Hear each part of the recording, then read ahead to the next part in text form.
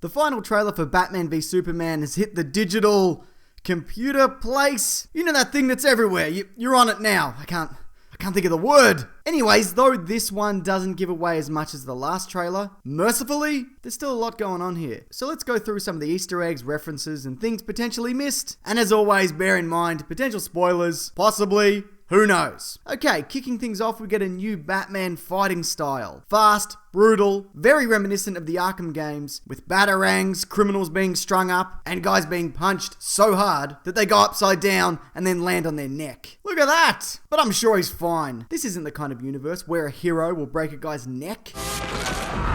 Before Batman enters the building, we see burning wreckage right there. That's probably from one of the earlier trailers where he destroys some vehicles. Once inside, one of the first things he does is throw some devices onto the weaponry to then later short circuit them. All of this is done with the assistance of a very hands-on Alfred, who seems to have an excellent mind when it comes to tactics. Or at the very least, better than Jeremy Irons' understanding of the ramifications of gay marriage.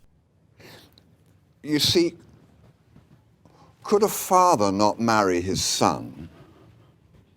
Also, Batman's cowl appears to be knife-proof. Not sure how, but that's pretty cool. Now, there's not a lot of Superman focus in this trailer, but we do get a moment where it looks like he's about to shed his Clark Kent attire, and another moment where he gets into a bath fully clothed. Maybe this is an indication that in this film, he and Lois live together. This is weird though, makes me uncomfortable. His jeans would be all wet and gross, plus there's water overflowing. This is a disaster. Bruce Wayne at one point throws the cover off one of his cars, the same car that we've seen him pull up to a party in later. We also get to hear Wonder Woman talk, which is nice. There were some concerns regarding what accent she'll be using, but she sounds great. She's also seen leaping forward, probably in that Doomsday fight, and this also indicates that she probably won't be flying. Not that I think that matters, it's been confirmed that she's the best fighter in this DC universe, so having flight might be a bit of an overkill. Speaking of fights, we see Batman use what appears to be his grenade launcher on Superman, who catches it with ease. In their showdown, I'd imagine he'll be literally throwing everything at him, but that a single grenade wouldn't do much. Then again, this is a bit reminiscent of when Superman caught that arrow in the Dark Knight Returns battle that then gives him a face full of kryptonite. And speaking of that book, which this movie is loosely inspired by, Batman has the same jagged soles on his boots, which is a nice little nod. The big question people have been asking though is, how can Batman block a punch from Superman? Now, there are a number of potential explanations. His suit could be straight up Wayne tech, but even then, Superman is capable of shredding most metals. I'd say it's more likely to be built from Kryptonian material, or even that kryptonite has come into play somehow. Maybe the suit is laced with it, maybe Superman's already been hit with it. My real question is though,